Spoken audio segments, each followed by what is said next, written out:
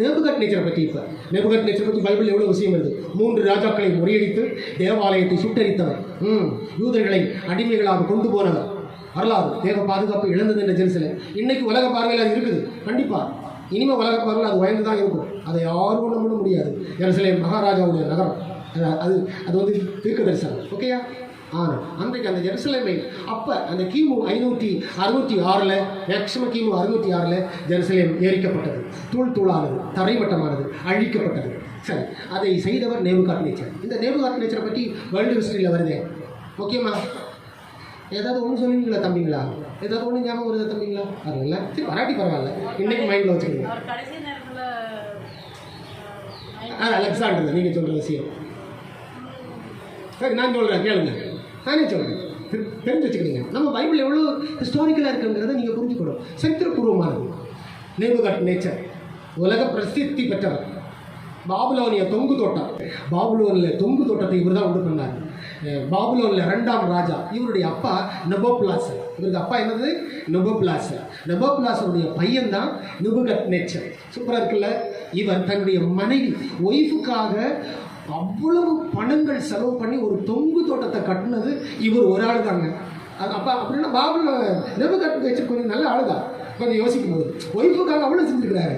இன்றைக்கி ஒய்ஃபை எவன் கவனிக்கிறான்? ஒய்ஃப் எவ்வளோ தான் நல்லா இருந்தால், எவ்வளோ தான் சம்பாதிச்சு கொடுத்தாலும் சில ஒய்ஃபுங்களை சமாளிக்க முடியாது. அது வேறு கதை. ஆனால் ஒய்ஃபு நல்லா இருந்துச்சுன்னா நல்லா பார்த்துக்கலாம். நல்ல பெண்கள் உங்களுக்கு அமைஞ்சு கொடுக்கிற அவங்கள கண்மணி போல நீங்கள் பாதுகாக்கலாம். அது ஆண்டவர். ஆனால் தன்னுடைய ஒய்ஃபுக்காக அவர் அந்த காலத்திலேயே பாருங்கள், பாபுலோன் தொங்கு தோட்டத்தை கட்டின. இது ஹிஸ்ட்ரியில் வரும், கேள்வி கேட்பாங்க. பாபுலோன் தொங்கு தோட்டத்தை கட்டியவர் யார் அப்படின்னு கேட்டிங்கன்னா நேபுகாத்நேச்சர் அப்படின்னு இருக்கு. இவர் வந்து தன்னுடைய அப்பா ராஜாவாக இருக்கும்போதே அந்த கிமு 586 காலங்களில் எங்கே படையெடுத்தார் தெரியுமா? எகிப்தில் படையெடுத்தார். எகிப்தில் அப்பா இருந்த பார்வோன் நெகோ அப்படிங்கிற அந்த பார்வோன் நெகோவை அவர் முறியடிச்சிட்டாரு. அதே அப்பாவுக்கு ஆச்சு, என்னடா என் பையனா நீ முறியடிச்சிட்டே அப்படின்னு சொல்லி அதுலேயே வேர்ல்டு ஃபுல்லாக ஃபேமஸ் ஆகிட்டார். பார்வோன் நெகோவை முறியடித்தார். அதுவும் நமக்கு பைபிளில் கொஞ்சம் வருது. பார்வோன் நெகோவை முறியடித்து 2வது தான் எருசலேமில் வந்து எருசலேமை பிடிக்கிறது. இதெல்லாம் ஆண்டவருடைய வழி நடத்துகிறார். நேபுகாத்நேச்சர் ஆண்டவர் என்ன பண்ணுறாரு? தயார்படுத்துகிறார். நேபுகாத்நேச்சர் நிச்சயம் வருவான் அப்படின்னு சொல்லி எரேமியா தீர்க்கதரிசியால் ஆண்டவரே சொன்னார், நேபுகாத்நேச்சர் வருவான் அப்படின்னு, வருவான், எருசலேமை பிடிப்பான், எருசலேமை அவன் கையில் ஒப்பு கொடுப்பேன் அப்படின்னு சொல்லி. ஸோ நேபுகாத்நேச்சருடைய பிரீஃப் ஹிஸ்ட்ரி அதான். 42 ஆண்டுகள் அவர் ஆட்சி செய்தார். முதல் அவருடைய வெற்றி வந்து பார்வோன் நெகோவை வென்றது. 2வது பகுதி ஜெருசலேமை அவர் பிடித்தது. நெபோப்லாசர் இறந்ததுக்கு அப்புறம் தான் இந்த எருசலேம் அவர் பிடிக்கும்போது அவருடைய அப்பா நெபோப்லாசர் இறந்துட்டாருன்னு கேள்விப்பட்ட உடனே மறுபடியும் யோயாக்கீமை கொண்டு போட்டுவிட்டு பாபுலோனில் போய் என்ன செய்தார்? தன்னுடைய ராஜ்யத்தை சிறப்படுத்தினார். மறுபடியும் யோயாக்கீனை பிடிப்பதற்காக ரிட்டர்ன் வந்தார் எருசலேமில். மீண்டும் சிதேக்கியாவை பிடிப்பதற்காக எருசலேமில் ரிட்டர்ன் வந்தார். அப்புறம் பாபுலோனில் அந்த தொங்கு தோட்டத்தை அவர் கட்டினது மாத்திரமல்ல, இவருடைய அடுத்த சாதனை என்னன்னு சொன்னால், இவர் ராஜாவான 28வது வருஷத்தில் பெரிய ஒரு சிலையை செய்து எல்லாரையும் வணங்க வச்சார். அதில் 3 பேர் மட்டும் வணங்கலை, அது உங்களுக்கு தெரியும். எல்லாரையுமே வணங்க வச்சார்.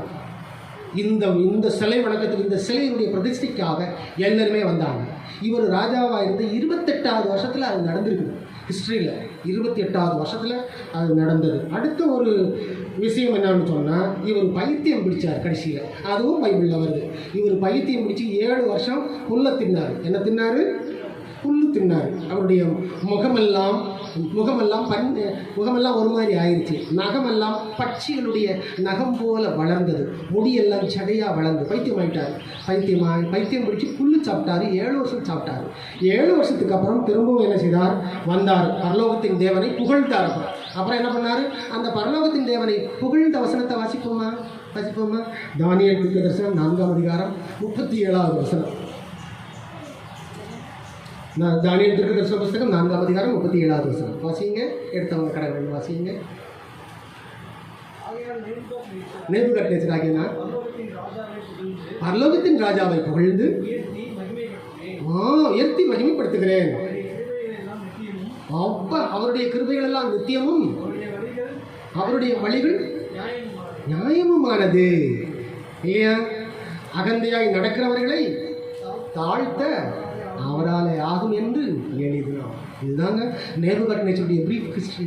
நிறைய போராட்டங்களை போராடி கடைசியில் அவரும் இந்த பொர்சிலெல்லாம் செஞ்சு ஆண்டவரும் கோபப்படுத்தினார். அதனால தான் பைத்தியம் பிடிக்க வச்சார். வெற்றிகளை கண்டவுடனே மனிதன் தேவனை மறந்து விடுவான். அதனால் பைத்தியம் பிடிக்க வச்சு, முடியெல்லாம் வளர வச்சு, நகத்தை எல்லாம் வளர வச்சு ஆண்டவர் என்ன செய்தார்? சிறைப்படுத்தினார். புல்லு திங்க வச்சார். புல்லு தின்னான். புல்லு தின்னவன் மறுபடியும் புத்தி தெளிந்து அரண்மனையில் வந்து பரலோகத்தின் தேவனை புகழ்ந்தான். உங்களுடைய வாழ்க்கை உங்கள் கையில் இருக்கிறது.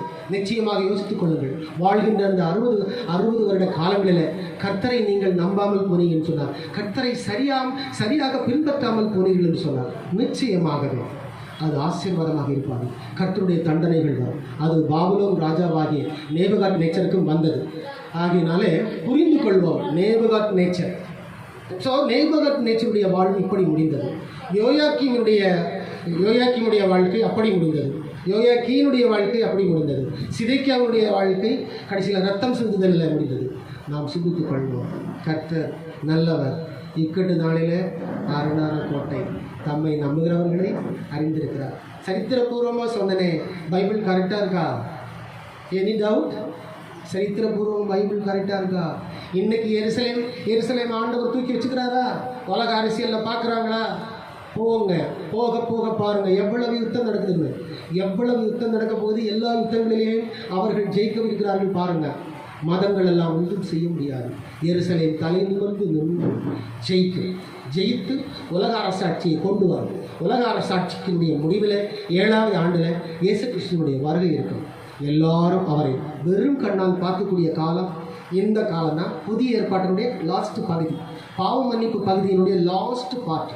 அதனால் புரிந்து கொள்வோம். எப்போதும் இதை மைண்டில் வச்சுக்கிடுங்க. இன்றைக்கி நான் சொன்ன விஷயங்கள் உங்கள் மைண்டில் அப்படியே இருக்கட்டும், ஏற்றி வச்சுக்கிடுங்க. வீட்டில் போய் அதை வாசிங்க. சிம்சோனை பற்றி நான் உங்களுக்கு போன வாரம் சொன்னேன். ஆனால் அது கிட்டத்தட்ட திங்கள், செவ்வாய், புதன், வியாழன் வரையிலும் என் மனசில் இருந்து அது பேசிகிட்டே இருந்துச்சு. ஐயோ, சிம்சோன் இப்படி இறந்துட்டாரு. அந்த பொண்ணாவது இந்த சிம்சோனை ஏற்றுருந்துருக்கலாமே.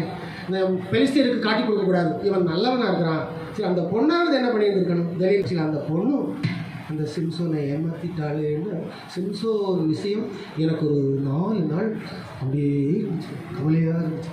பைபிள் அந்த அளவு சில விஷயங்கள் நமக்கு பேசும். சிம்சோன் சின்ன வயசில் இறந்தது நினச்சி வருத்தப்பட்டேன். ஆண்டவர் ஒரு பெரிய திட்டத்தோடு கூட சிம்சோனை பிறக்க வச்சாரா? கர்த்தர் நினச்ச மாதிரி எல்லாம் நிறைவேறிச்சாங்கன்னு எனக்கு தெரியலப்பா. அதனால் அன்பு பிள்ளைகளா, கர்த்தருடைய பிள்ளைகளா, கர்த்தரை சரியாக நமக்கு கர்த்தரை கட்டியாக பிடிச்சிக்கிடுங்க, விட்டுறாதீங்க. எவ்வளோ கஷ்டம் இருந்தாலும் விடாதீங்க, கட்டியாக பிடிச்சிக்கோங்க. அவருடைய அன்பு உங்களுக்கு பெரிய பாதுகாப்பு. அவர்களை நடத்துவார், விடவே மாட்டார். நான் உன்னை விட்டு விலகுவதும் இல்லை, உன்னை கைவிடுவதில்லை. நான் உன்னை விட்டு விலக மாட்டேன். நீ விலகலைன்னா நான் விலக மாட்டேன். நான் உன்னை விட்டு விலகுவதில்லை, உன்னை கைவிடுவதில்லை. தேவரீர் என்னோடு கூட இருக்கிறேன். உமது கோலும் உங்களுக்கு அடி என்னை கேட்கு. ஆமாம், நீர் என்ன நடத்துவீர், நீர் என்ன பாதுகாப்பீர் என்று தாவீது நம்பினார். ஆனால் இந்த 3 வயலோடு நம்பல. யோயாக்கீமும் நம்பல, யோயாக்கீனும் நம்பல, சிதேக்கியாவும் நம்பல. கடைசியில் பரவாயில்ல, பாபிலோன் ராஜாவாவது ஆண்டவரை புகழ்ந்தாரு. World history update. கர்த்தர்கள் எல்லாரையும் தொடர்ந்து ஆசீர்வதித்து வழிநடத்தி பாதுகாத்துக் கொள்வார். பிதா குமாரன் பரிசுத்த ஆவியின் நாமத்தினாலே. ஆமென், ஆமென், ஆமென். God bless you all.